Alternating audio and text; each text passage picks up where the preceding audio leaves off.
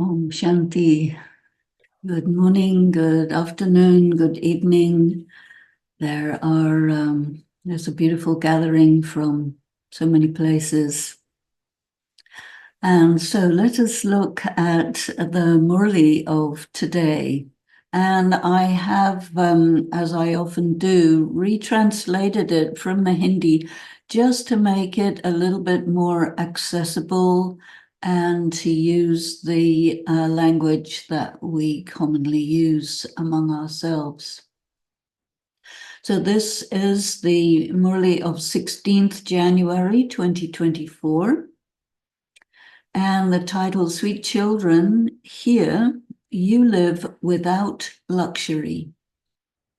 You do not use luxury clothing or eat extravagant food. You do not need to live in opulence. Rather, you are focused on the study and on your personal development. The question: how do you sustain your interest in the jewels of knowledge? And the answer: there must be a flow through of knowledge. So you must sustain the practice of sharing the jewels with others. Your intelligence is cultivated by absorbing and then resharing the knowledge with others. If there is a hole in the container of your intellect, the nectar of knowledge will flow away. It will no longer nourish you. Therefore, you must study analytically. Analytically means think about it deeply, figure it out, what it means, what lies behind the words that you're hearing or reading, and think about the implications. Keep yourself emotionally balanced and keep cultivating yourself and thriving. So this expression is my interpretation of the words Rup Basant. So Rup Basant is a word that you hear very often in the Murli, and it relates to a story about two little boys. One was whenever he would speak, flowers would come out of his mouth, and the other one, whenever he would speak, jewels would come out of his mouth. And so this is a metaphor. And very often it is translated as the form and the essence, but you can't really understand too much by the use of those two words. So my interpretation is that Rupa, the one who was putting out jewels, you have to cultivate yourself. And then the one who's putting out flowers, Basant actually means the springtime. And so that is that you are thriving. So keep cultivating yourself and thriving. Om Shanti. The spiritual father is explaining to his spiritual children. The spiritual father is using the physical organs of speech of this medium and speaking to the spiritual children who are listening through their organs of hearing. This is a new concept. No people of the world would think of communication in this way. Of course, now we have highly developed communications technology and artificial intelligence. So people are used to manipulating everything through this technology. And so it's kind of much easier to think I'm a soul and I'm making everything happen through this body. I'm even causing this body to do what I want it to do, just as a programmer would do this with the computer apps. So no people of the world would think of communication in this way, but people still think that human beings are males and females, and it's a war going on between the two as to who is the dominant one. You understand this concept variably according to your mental efforts. So the main thing is to understand how Shiv Baba communicates verbally to us in the material world using the mouth and eyes, especially of Brahma Baba. The teacher teaches according to the student's comprehension, and so this is reflected in their results. The results of their study is reflected in the development of their intelligence and their character. So these two things are what we are working with, intelligence and character. So intelligence means information and also means capacity to comprehend and process ideas. And character is your values, how you handle things, your ethical policy, all this. So intelligence and character are the priorities here. This education is provided by God and cannot be provided by anyone else. This is the knowledge of the Creator and the creation. It is the knowledge of the world cycle, 5,000 years identically repeating performance, where everyone is acting according to their predestined roles, and they're still responsible for what they do. And there are consequences. This is not known by any human being in the entire world. Neither the rishis or munis nor any other educated authorities know. Even the ancient rishis and munis declared that they do not know any information about the Creator or the creation. So the Father came and introduced himself. It is sung that the world is a forest of dry thorns. Certainly, such a forest will catch fire. A verdant garden of flowers is not combustible, whereas the forest is dry and combustible. A garden is green and lush, and consequently will not catch fire. Dry brush gets ignited easily. So the world today is like a dry forest, and in ancient times, when the world was like this, it certainly burned up in a conflagration. At the same time, a verdant garden was also created. Your garden is now secretly being created. You know that you are becoming fragrant flowers that are deities. The name of this garden is Eden. So the Garden of Eden, Swarg, Paradise, Bahish, these are all different names for the Golden Age. So the garden is always called the Garden of Eden. In Islam, there is the Garden of Allah. At this time, the Garden of Paradise is being established. It is a wonder that no matter how much you explain about this to people, they cannot grasp it. Those who do not belong to this civilization will not be able to realize what you are saying. It'll go in one ear and out of the other. So only those who used to be in the Golden Age and Silver Age have the sanskaras of having heard this the last time and acted on it. And this is why the way that people receive this knowledge depends on their sanskaras.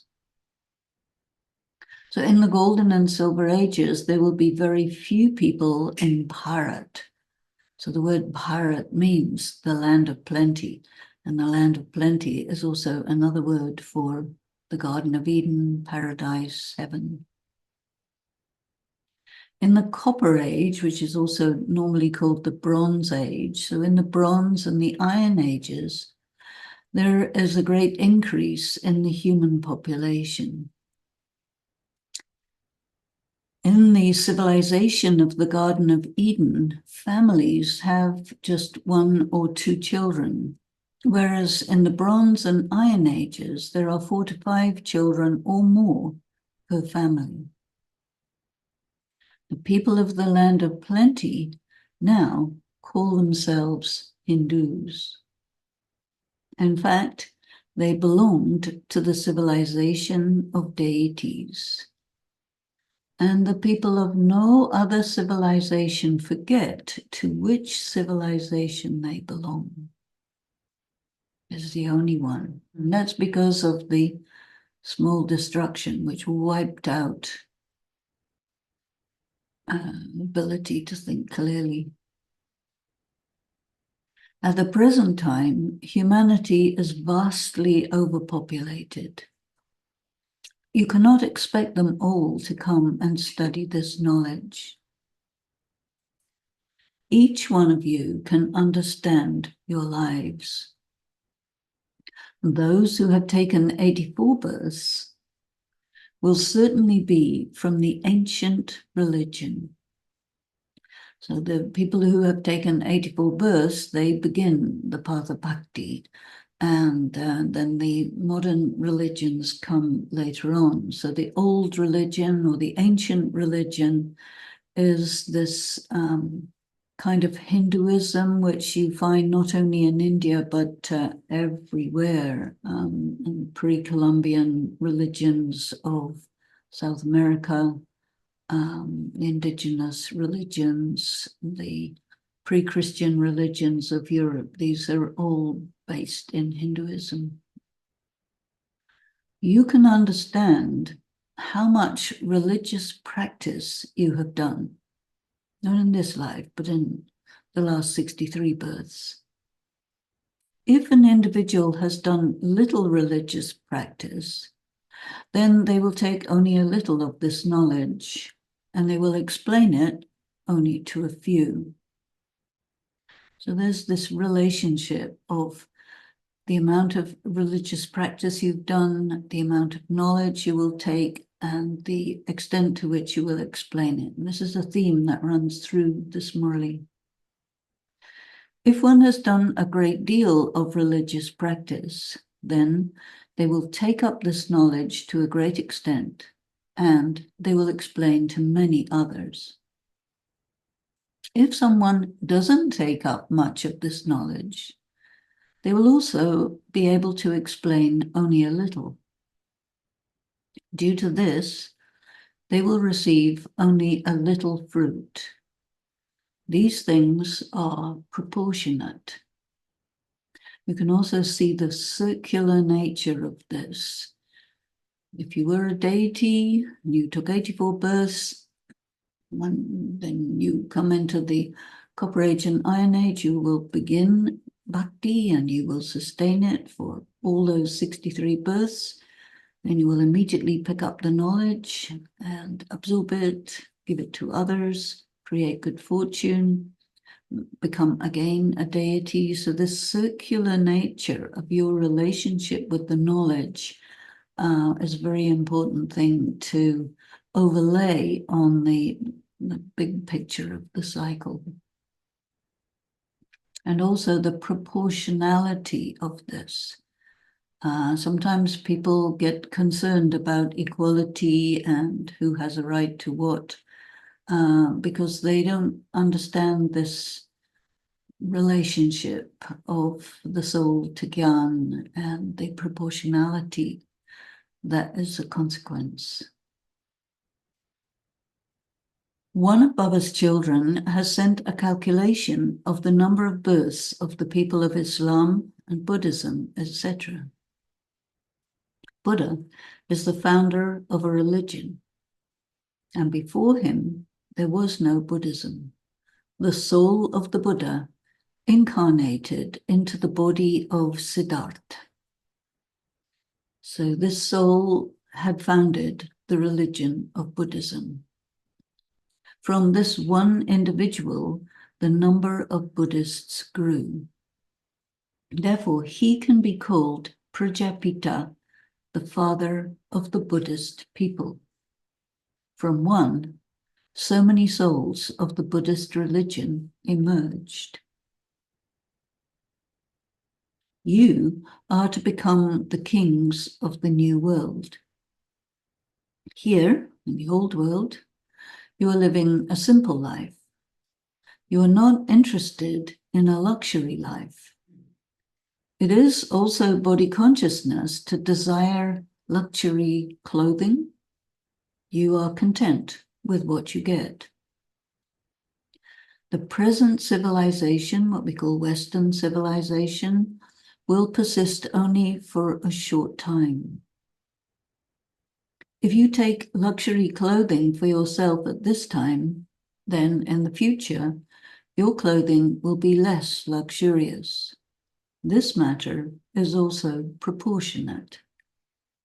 So you can see this theme of proportionality is running right through the Murli on many levels. So Baba says, therefore, you are advised to maintain relatively simple requirements. So he's teaching us business. If you want to be really in a state of profit in the golden age and let that continue for 21 births and then some, then don't do anything which would reduce your or the maturing of your investment. In the future, you will experience visions occurring spontaneously. You will say, this one does a lot of service. It is amazing. This one will certainly take a high position and will make others like themselves. So this is a reference to different kinds of visions. So he's talking about people getting a vision of particular BKs who may not be recognized as particularly important, but when they see a vision of them, then they start to think about them. There are some people who are very well known, but who are not necessarily are going to be claiming the highest status. So all of this will gradually be shown to us in visions. As time passes, the garden becomes bigger. As many deities as there were during the Golden and Silver Ages, they are all secretly sitting here. Later, they will be revealed. So further to the point about the visions, so they will be recognized, or Baba will enable them to be recognized. At this time, you are secretly achieving your status. You know that you are studying in the world of death at this time. Interesting that Baba calls it the world of death because there are many, many people getting killed as we speak. Usually this is not much in the news, but lately it has been. So it is much more the world of death than you would realize. You will receive your status in the world of immortality. Have you ever encountered this form of study? It is extraordinary. You study in the old world and you receive your status in the new world. Your teacher is the one who establishes the world of immortality and destroys the world of death. Your confluence age, in which the soul evolves and becomes the most elevated human being, is of very short duration. It is the time when the spiritual father comes in order to teach you his knowledge. As soon as he arrives, the flow of knowledge begins.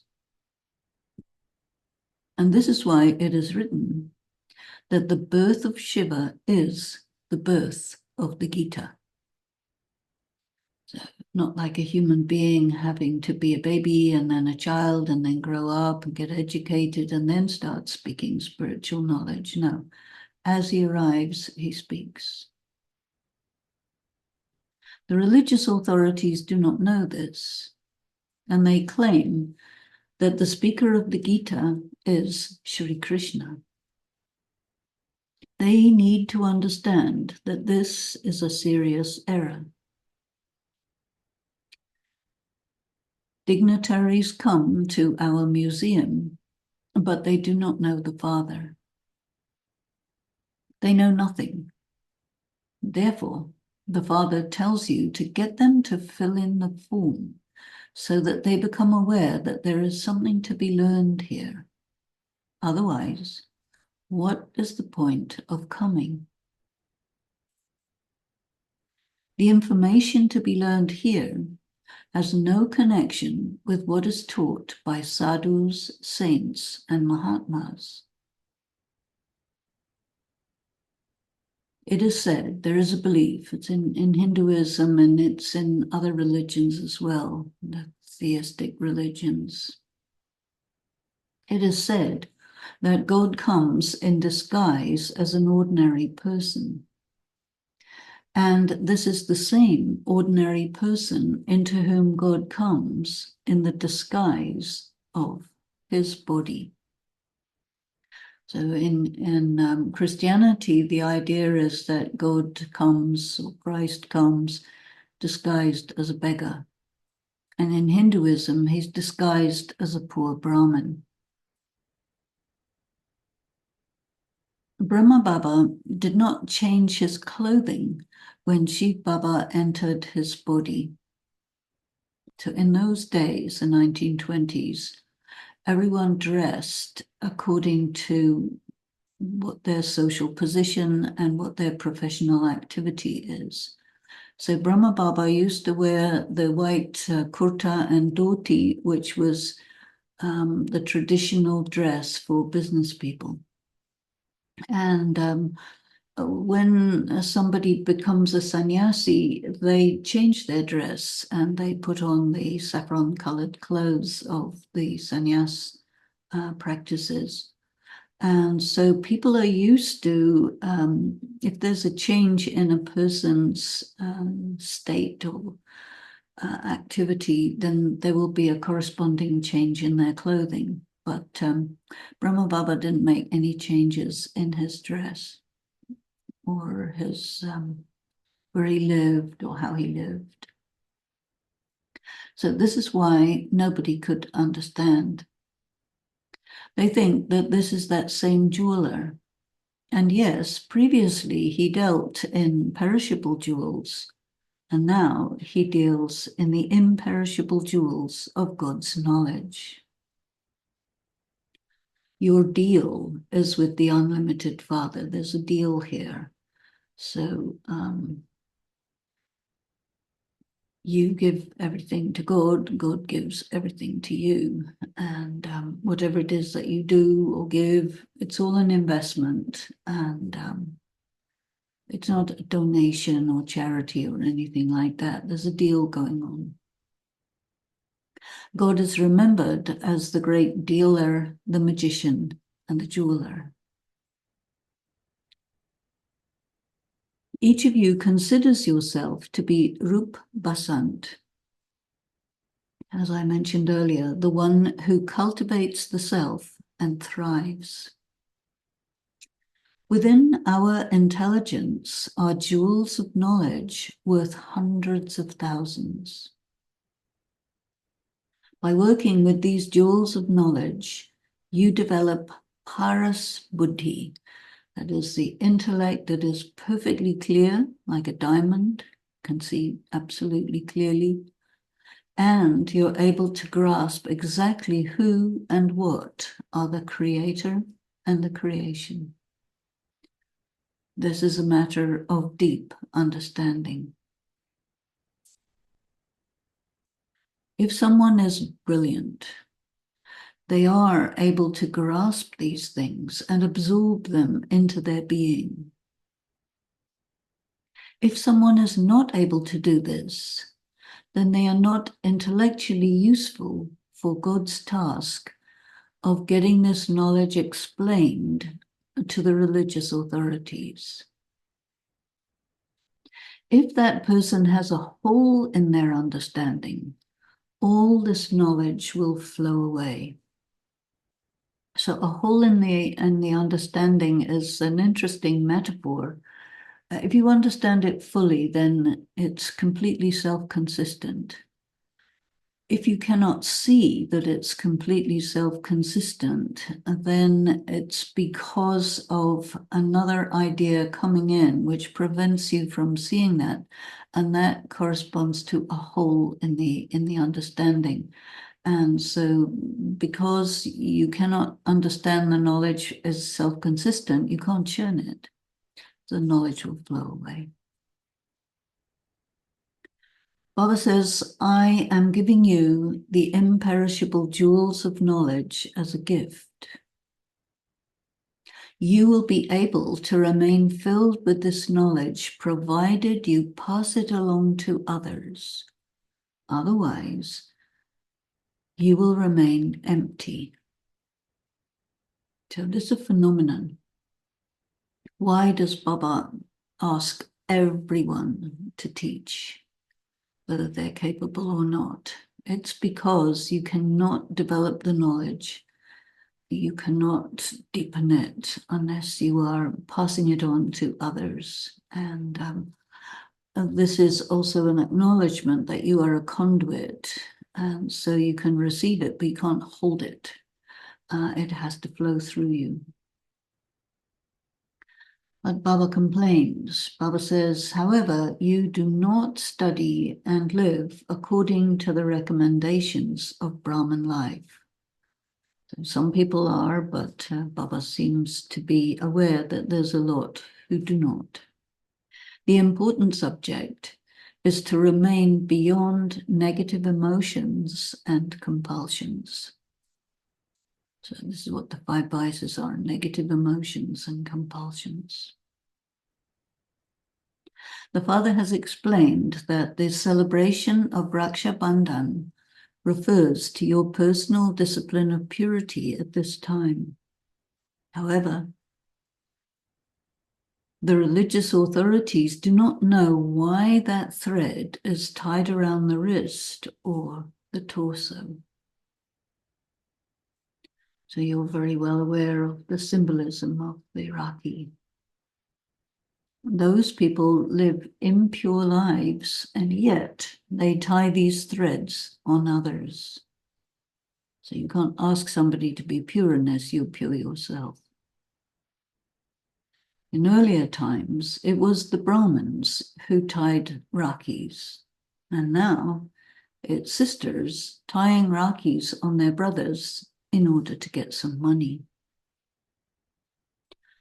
So this is a system of the Hindu social order that women are not allowed to work and they don't have a right to money, but they need money. And so the brothers are considered as those who will give like pocket money to their sisters to help them manage their finances and get what they need. So this arrangement of Iraqi is a ploy on the part of the sisters to please their brothers, and their brothers will give them some money. It became a tradition. But there is no question of a commitment to purity. They just give ostentatious rakis. The festival of Diwali and Dashera are also commemorations of the events and practices of this time. The acts of God the Father are then commemorated on the path of bhakti. The Father is now telling you the knowledge of the true Gita, which enables you to become Lakshmi and Narayan if you study and practice accurately. Now, you are going into the first grade. First grade means top grade, not like American school system where first grade is the bottom. So in Baba's language, first grade is the top. This is also commemorated as the story of true Narayan, which, if you listen carefully, enables you to become Narayan from an ordinary man. So the story of true Narayan is a story all about honesty. And in this story, God is disguised as an ordinary Brahmin. And there is a businessman who has been traveling around and he made a lot of money. And finally, he brought his boat back home with all of his treasure in the boat. And he went to his family to greet them and get them to come and see all of his treasure in the boat. But on the way, he was stopped by that Brahmin who asked him what's in the boat. And he was afraid of maybe losing the money, getting it stolen, something like this. So he said, oh, it's nothing, it's only straw. And then that Brahmin said, okay, so be it. And when he arrived with his family to show them all the treasure and he opened it up, it was only straw. So he was very embarrassed. And this is a moral story to get people to understand that you mustn't lie to God, because if you do, then whatever your lie was will become the reality. And that you have to be able to recognize God in heavy disguise and then have a relationship of truth with him. And the word Narayan means the man of truth. So when you are a man of truth and you know the knowledge of the creator and the creation, you will become Narayan, the emperor of the golden age. Now, the task of all of you is to awaken the world to these truths. For this, you need great power of yoga. With the power of yoga, you establish the world of heaven every kalpa. Establishment is accomplished by the power of yoga. By physical military power, there is destruction. There are two letters, Aleph and Be, in the Arabic alphabet. This means God and the kingdom. So that means that all this work that you are doing, all this remembrance of God that you are doing is going to result in you becoming a master of a kingdom. By the power of yoga, you become the master of the world. Your knowledge is absolutely secret. We speak it totally openly. How is it absolutely secret? It's secret because people don't get it. And even the people who do get it don't really get it. Because you have to be it, you have to live it, you have to go into the depth of it to really get it. That's why it's secret. Those of you who were once Sato Pradhan have now become Tamo Pradhan.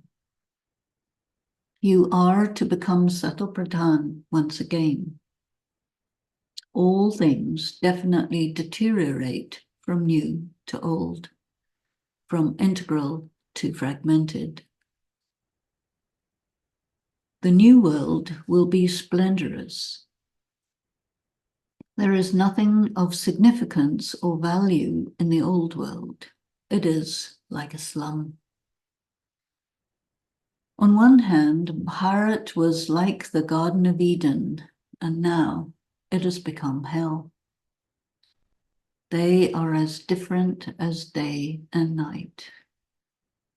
Religious people build an effigy of Ravan and burn it, but they do not understand the significance. You now understand what they are doing. You were also ignorant like them before, and now you are aware. So all these things that they're doing are commemorations, they're symbolic, and there's no point in doing them once you are aware of what it means. Yesterday, you were in hell, and today you are on your way towards heaven, and this is real. It is not as the people of the world think that whenever somebody dies, they go to heaven. You are now really going to the world of heaven, and at that time, there will be no place like hell. This is a matter of understanding. So hell and heaven do not coexist, they are sequential. It takes only a second to realize this. Practice remaining in the remembrance of the Father, and this will neutralize your negative karma. So what is negative karma? It is the compulsion to repeat negative acts. It is also the price you pay for accumulating negative energy. You must neutralize this compulsion and also neutralize the power of the negative energy to make you suffer. Let people know about this. Convey to people that they were once perfect, and by taking 84 births, they deteriorated completely in terms of body, mind, character, circumstances, health, wealth, relationships, and so on. The soul itself cannot be destroyed. It deteriorates from Sato-pradhan to Tamo-pradhan.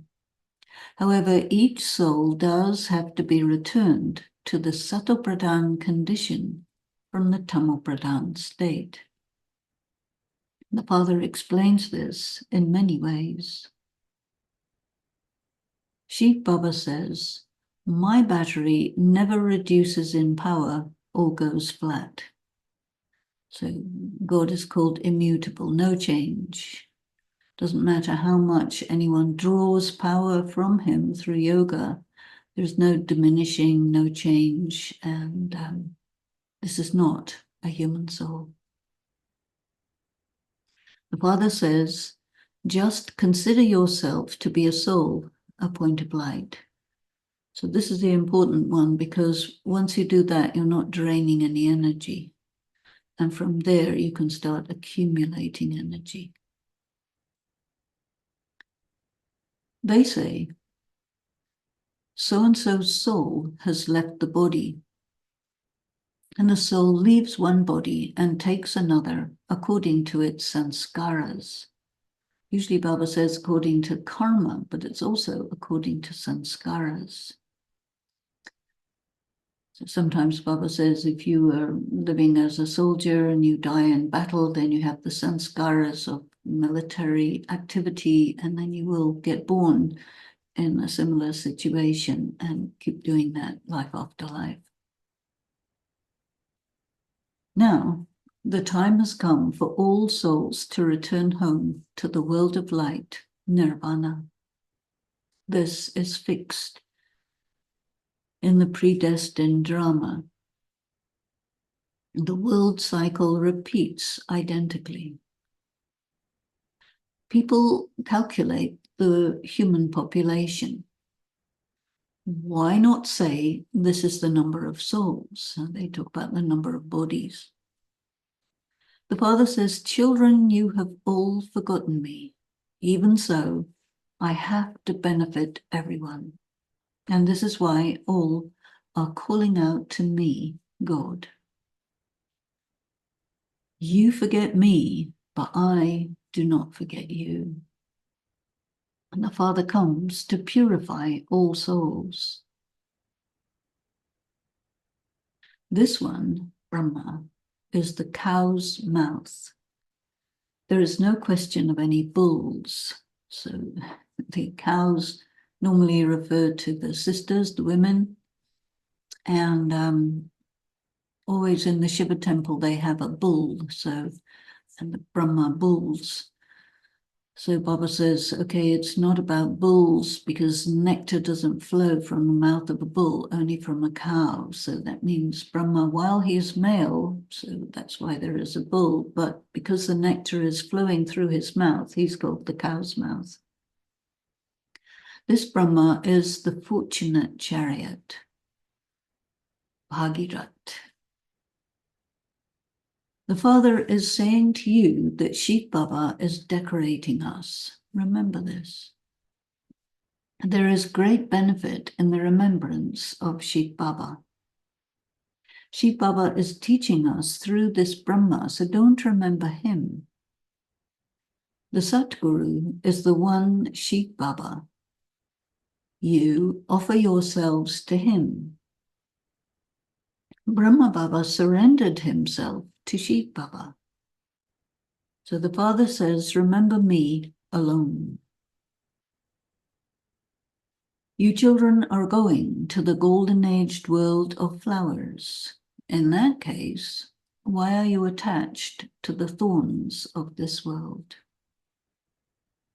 For 63 births on the path of bhakti, you have been reading scriptures and performing rituals of worship. At first, you worshipped only Shiv Baba, and you had created the temple of Somnath, that's the first temple of Shiva. Initially, the temples were all inside the palaces of the kings, and they were lavishly inlaid with precious jewels and diamonds. Later on, these temples, particularly Somnath, the temples were looted by invaders from Muslim lands, and so much gold was taken. You are again becoming such wealthy masters of the world. He, Brahma, was wealthy and a master of the world, but no one knows for how long he rules and when. The Father says, it has been 5,000 years. You ruled for 2,500 years, and then for the remaining 2,500 years, there have been so many religious gatherings and groups with different ideologies. You should be happy that the unlimited Father is teaching you. You are receiving a vast treasure of wealth. It is said that from the ocean, deities emerged with trays of jewels for you. Now, you are receiving trays of jewels of knowledge. The Father is the ocean of knowledge. Some get their trays well filled, and for others, the trays are overflowing. So again, this idea of the knowledge must pass through to others.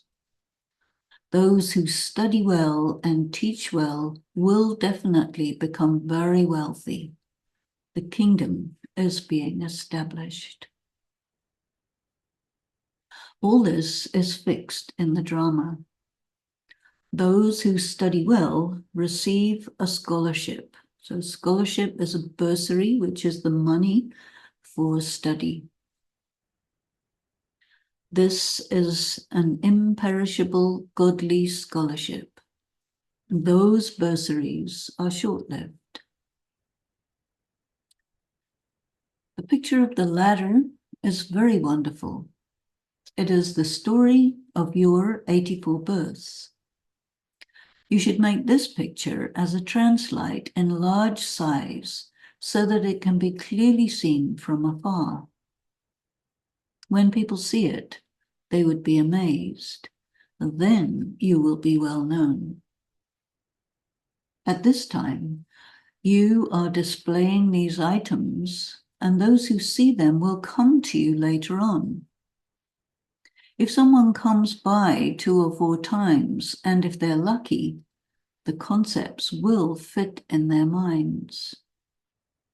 There is only one flame. Where else can they go? You must be very sweet. Your sweetness is a factor of your yoga. Yoga creates the power of attraction. This is a very important thing. You have to distinguish between being seductive and attracting because of the power of your yoga. And sometimes people get this wrong, and then it doesn't go so well. So the attraction of the power of yoga pulls the soul. Otherwise, you just pull the body. Until the rust is removed, there cannot be such force of attraction, spiritual attraction. You must tell all the secret of the stepladder picture. Slowly, number-wise, all will come to know. This is the predestined drama. World history and geography repeat. Whoever has explained this would certainly be remembered. They declare that the Father is omnipresent, but in fact, Maya is omnipresent. The Father can be here because he can come instantly. So Shiv Baba is extremely fast, and he can be wherever he wants to be.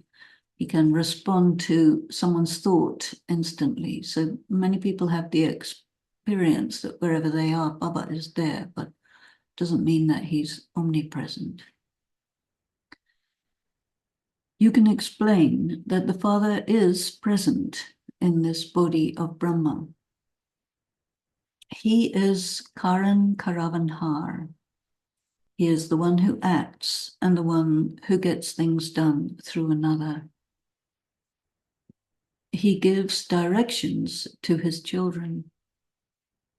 He himself does things and gets things done through others. What can he not do in this body? There is an account of this. Shiv Baba does not eat or take the fragrance. That means he doesn't receive anything that Brahma Baba receives, like food and the fragrance and taste of the food. So we have to make the distinction between what Shiv Baba does and what he doesn't do, what Brahma Baba does and what he doesn't do. Acha, to the sweetest, beloved, long lost and found again children, love, remembrance from the mother, father, Bab Dada, and good morning. The spiritual father says namaste to the spiritual children. The spiritual children say namaste to the spiritual father. The essence for dharana, become Rup Basant, the one who cultivates the self and thrives. Fill the bag of your intellect with the imperishable jewels of knowledge and remain always fulfilled. Let there be no holes in the bag of your intellect. Ingest the jewels of knowledge and give them to others. It's reminiscent of the bee who ingests the honey or the nectar from the flowers and digests it, makes honey, and that honey is regurgitated so that others can have it. So you are Brahmaris, the bees, and so this is the process of making honey. To gain a scholarship, study the knowledge well, live simply, do not desire luxuries, become a fragrant flower, and make others likewise. The blessing is, consider distressing or disturbing issues as clouds that you cross in a second through your yogic powers. Some children are clever, like scholars, at raising issues. The father finds this amusing, but others get influenced by their concerns. There are many insignificant aspects that get raised, and they get rolled out in your register of unresolved and insignificant or meaningless issues. So fly high, become innocent, don't get involved. I mean, it's just people tell stories, fake news, all sorts of things like that. So don't get caught up in that. See the Father rather than the issues or stories, which are as insubstantial as clouds. Cross them in a second, and by this method, be the embodiment of yogic powers. And the slogan, if you get caught up in insignificant or meaningless things, you will accumulate garbage. Shanti. So we are 2 days away from the 18th January, so I'm sure everybody will be and has been giving attention during this month, and there have been lots of extra slogans at the end of each Murli in preparation for that special effort. So blessings for the 18th. I'm sure you will use the day to intensify your tapasya and develop your avyakt consciousness. Om Shanti. So let me welcome Sister Rose. Om Shanti. Om Shanti, Sister Denise. Sister Denise, as you explained, the theme of the being proportionate is a running theme in this Murli. So to the extent that one does its religious practices, then to that extent, one also takes up knowledge and explains to others. So, because like in this birth, if there is no experience of the religious practices that one did, so it means that all the religious practices were done in the previous births. Oh yes, absolutely. Like in this birth, like personally, I don't have much experience of religious practices.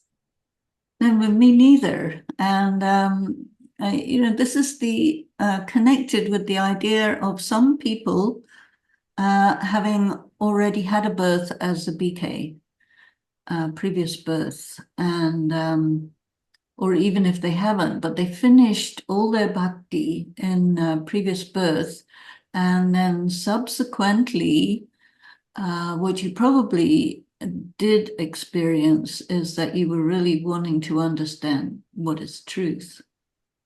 Because the thing is that the path of bhakti is a path of deterioration anyway.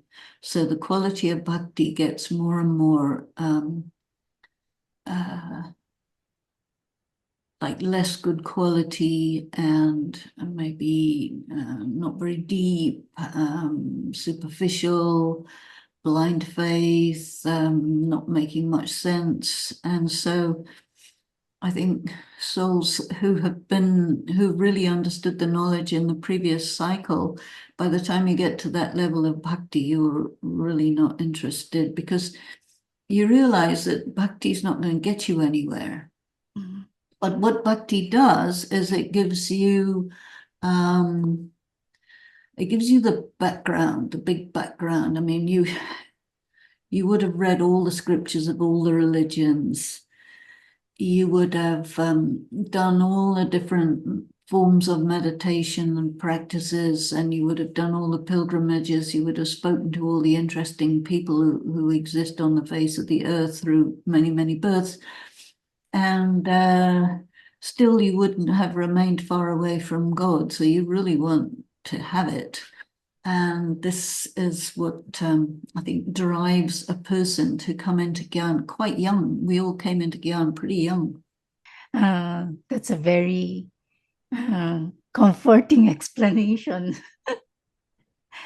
Sister Denise, I noticed that in the Murli, there was the word exile. Like you are now in exile. That's why you have to have like simple lifestyle, no desire for extravagant food or luxurious things. It wasn't actually exile, it was Vandava, which is not exile. Exile is different. Um, and there is this issue of exile that comes into the spiritual vocabulary, but that's different. Exile comes where Ram was exiled, so it has to do with you were kicked out. But Mhm. Vanva is different, and this is what's connected with not having luxury. Mhm. So Avanava refers to the tradition, especially in the Sindhi community, that before marriage, the girl has to go through a period of time, a month or so, where she wears old and maybe torn clothes so that she experiences this vast difference between getting all dressed up and having lots of jewels and everything in her on her wedding day. And these were wealthy business people. So the wedding day was, cost an absolute fortune. And that's the word that was used in this Murli. So, Okay, thanks for that. Because I was curious. Um, Regarding the practice of Raksha Bandhan, so we understand the meaning of tying the Rakhi, which is, as you said, is really a commitment to personal discipline of purity. Uh, why do we tie Rakhis on people who don't have that commitment? well, it's like this. In India, people like the festival of Rakhi, and they make all kinds of very elaborate Rakhis for sale. So the women buy the Rakhis and tie them on their brothers, and the brothers give them money. So it's like a commercial thing now. And so when you say to a person that you want to go and tie them a Rakhi, it's an excuse to get an appointment with them so that you can tell them the knowledge. Because they will always say yes when it comes to you want to tie them a Rakhi, because it means you are saying that you're their sister, you're thinking of them as your brother, so you want to make a relationship. So they like that. So these are all BK yuktis for connecting with people. So again, I noted some words that you retranslated. One is personal development, which I think encompasses more than just the character. Yeah, in those days, in the 1920s and 30s, the people were very moralistic, patriarchal, and they always used to blame people, especially women, for being of bad character. And so in schools, they were always trying to limit and put restrictions in the name of developing character. Because you see, in Christianity and in most of the other religions, they are patriarchal and highly misogynistic. So they believe that women are, by definition, liars and desirous, and that they want all sorts of sense gratification. And this is all projection, because it might be the case in some, but it doesn't have to be a generalization about all women, but they made it into that. And so this bleeds into all kinds of religious descriptions and lectures and this and that. And this also creates a situation of double standards. And this is what the world is really suffering from at the moment. You know, you say, I'm the greatest, the best, and super wonderful, marvelous, and fantastic, and all you guys are horrible and bad and so on, and I'm here to make you good. And that sounds all very good if you are that, but usually you're not. And so eventually people kind of caught up with this idea that this is not working.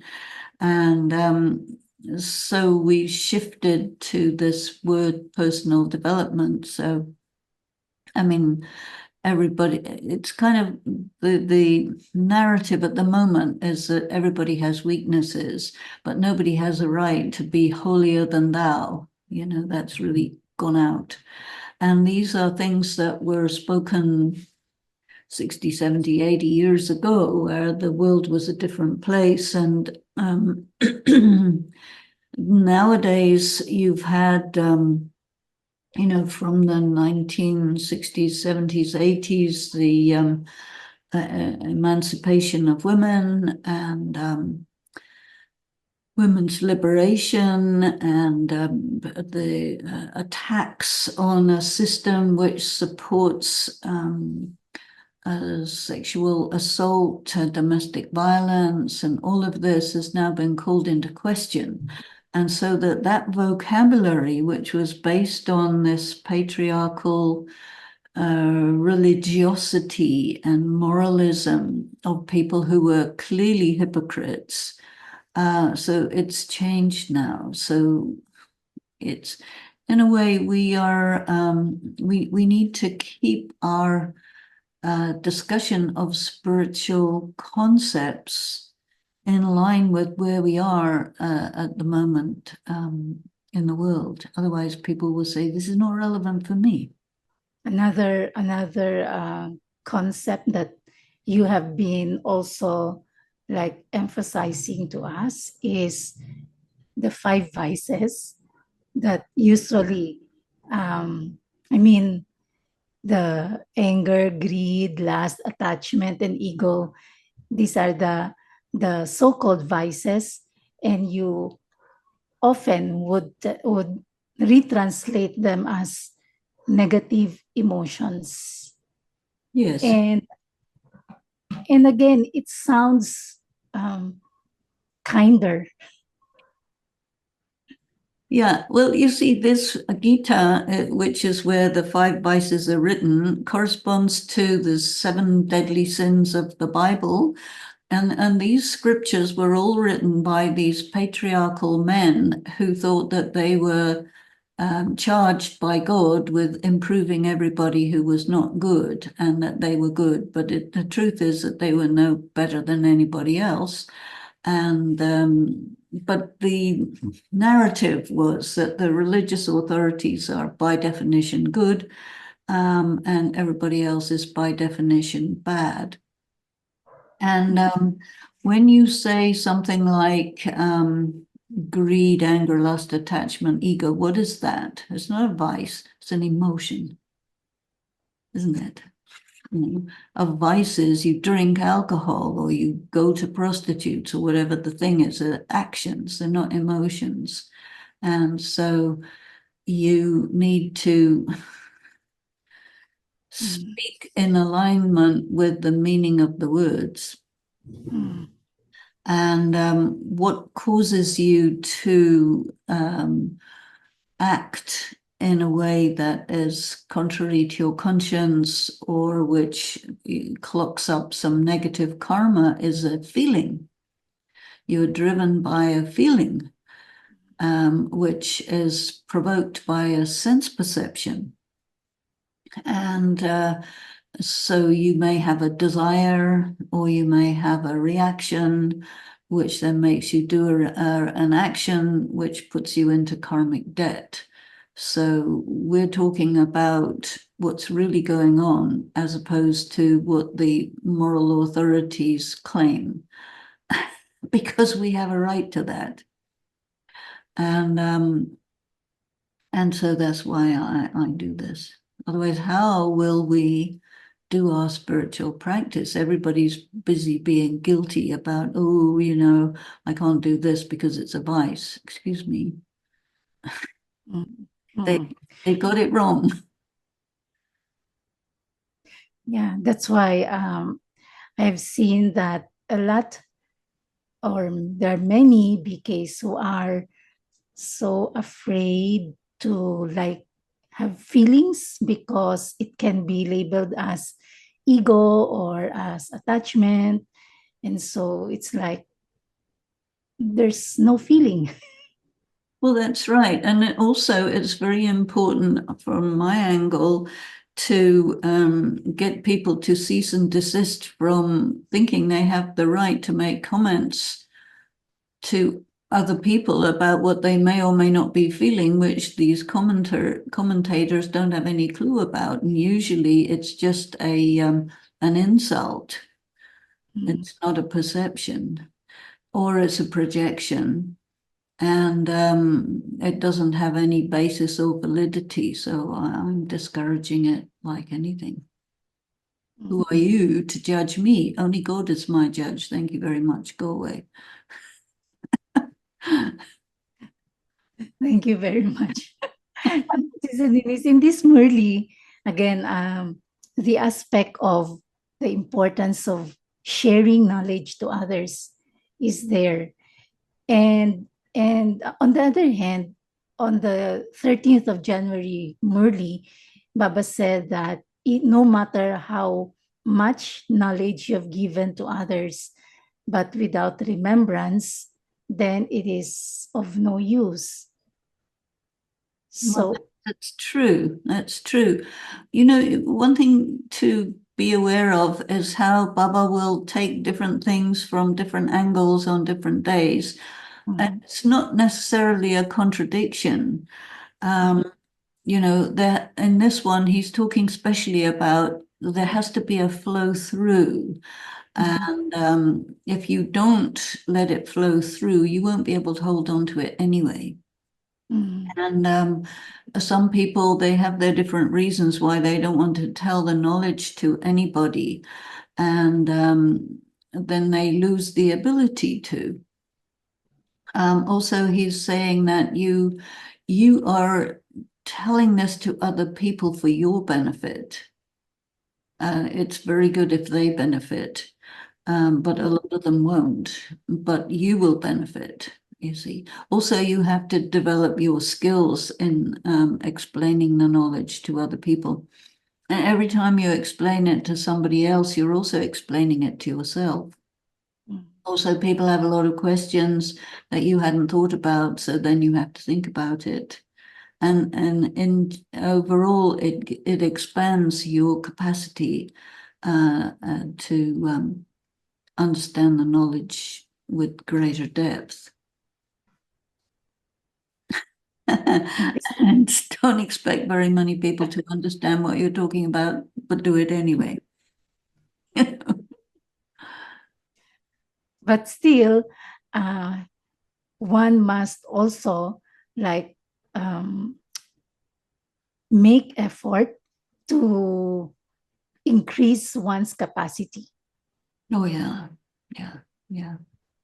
But you also have to be judicious and as Baba sometimes says, feel the pulse, and if somebody's got no pulse, then don't talk to them about these things because they will just bite you.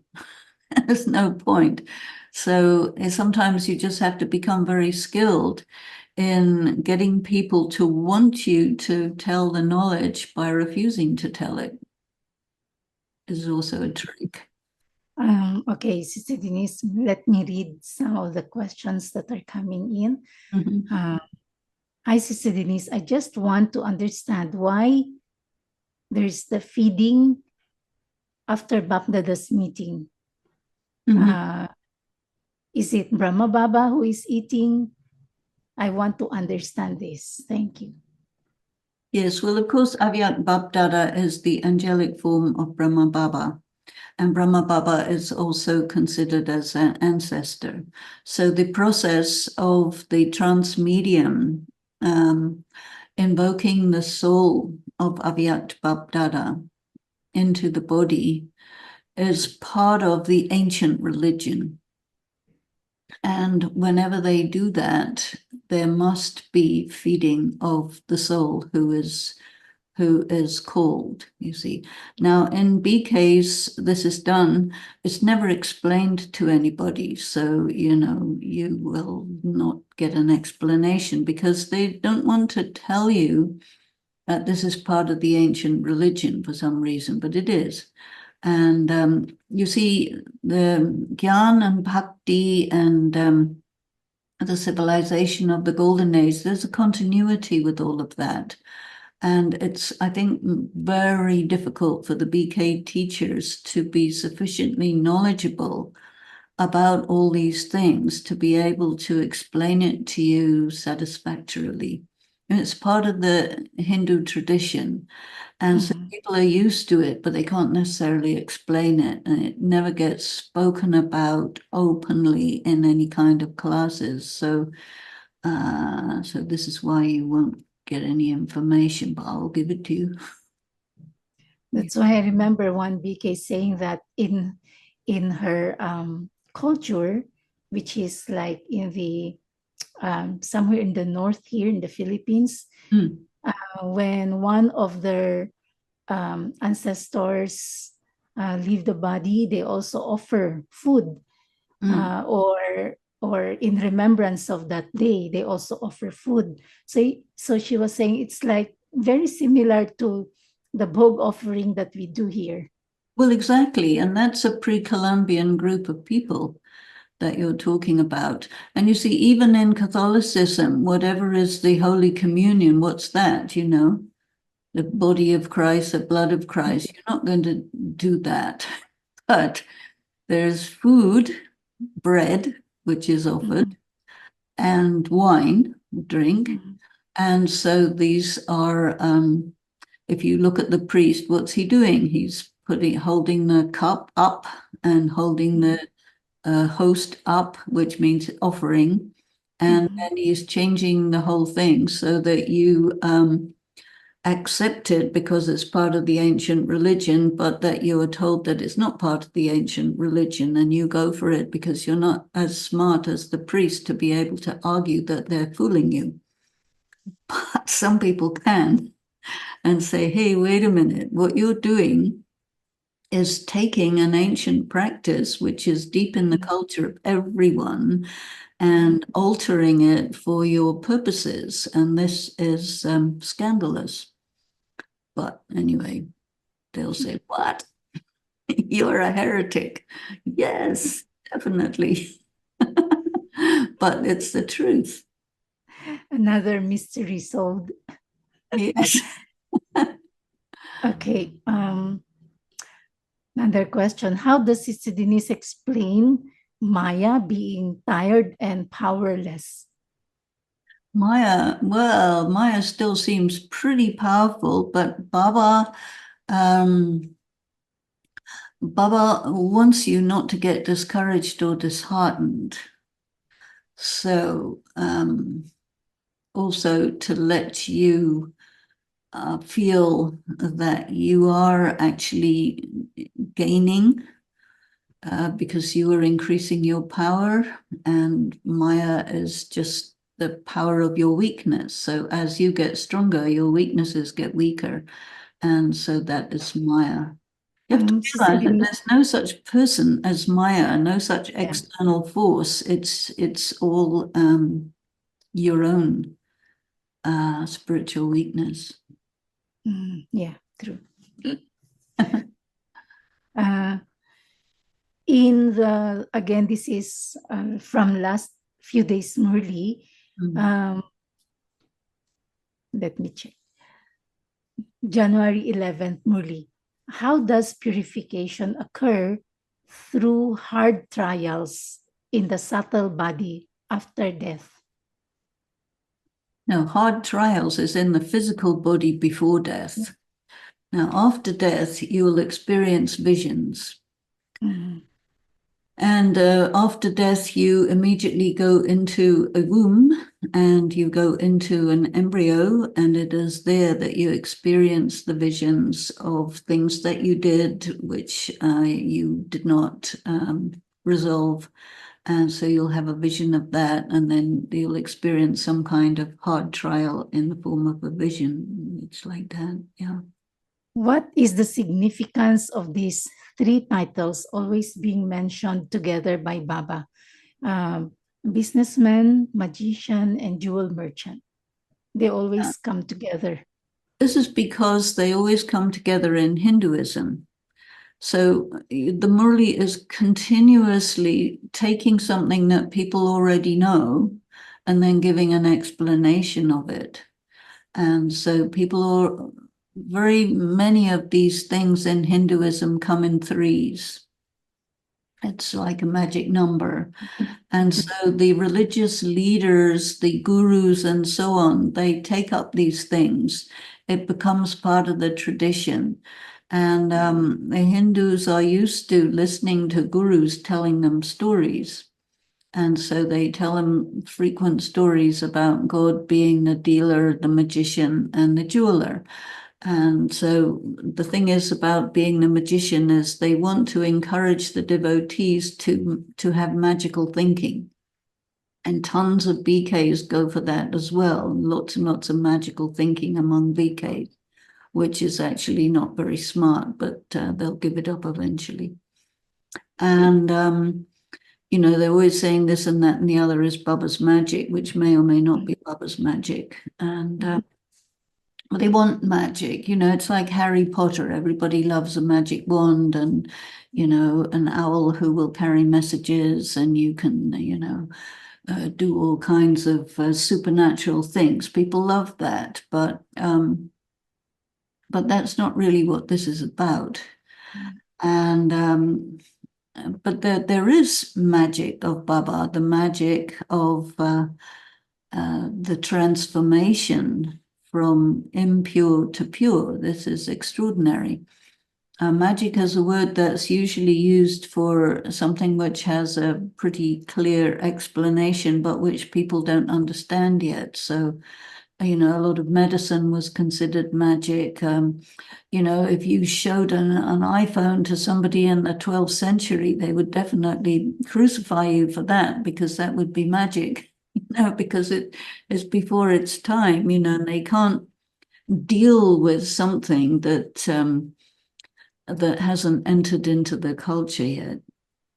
So there are many things that Baba does. Visions are also a kind of magic. And people adore visions, and they want visions, and they want that kind of magic, because somehow, it's connected with magical thinking. It's like you have a suspension of disbelief, you start having faulty logic, and you start thinking that 2 + 2 is 580, and you go from there into things which make no sense at all, and then you're not grounded, and you're easily deceived, very easily deceived. And so in a spiritual practice, you have to experience a lot of betrayal, because betrayal and disillusionment are very good things to make you wake up and be, have your feet on the ground and not be a stupid baby. That's very important, And the dealer, again, this is a reality that your relationship with God, your karma with God, he will do everything for you, like one step of courage, and he will give you 1,000,000 steps of help. That's a deal. And he says, no, you give me your life. I want you to remain pure for life, because that's going to help me to make heaven on earth. So that's a deal. And in exchange, you become the master of the world. All of these are deals. But sometimes people stretch the meaning of that so they get money out of people and things like that. So you have to be careful of everything. That's again very reassuring. Yeah. Sister Denise, I think this is last question. Baba uses many psychological resources so that the children do not worry and are detached. The repetition of the role of the soul exactly the same, going through the same life after life during the cycle without any possibility of change. Would not it also be a psychological resource for the children not to worry because it guarantees them that they will succeed and go to paradise? Okay, well, none of those are psychological resources, first of all. And Baba does understand the psychology of his children. That's another thing, but he never uses psychological resources. So that you need to bear that in mind. He knows that for you to go through the destruction is an incredible trauma which you do not have the capability to handle. And by telling you that this is an identical repeating drama, you've done this many, many times before, he gives you the ability to let go of something that you can't let go of. He gives you the ability to trust him when you wouldn't be able to allow the self to accept what you're seeing. And so this is his right. It's not called a psychological resource, and it is the care of a loving father to give the tools to his child to get them through this huge catastrophic thing called destruction and extinction of the human race. It is very, very heavy. And BKs are slightly becoming aware of the fact that they are not in any way ready to handle what's coming, and they need to be. Thank you, Sister Sometimes, Denise. there are things that he has done, which is when people are in very, very terrible circumstances, he can pull the soul so the soul doesn't directly experience it. So that is also something he does, but that's not a psychological resource also. That's something a bit more magical, perhaps. Mhm. Yeah, thank you. Thank you. And thank you everyone for joining us.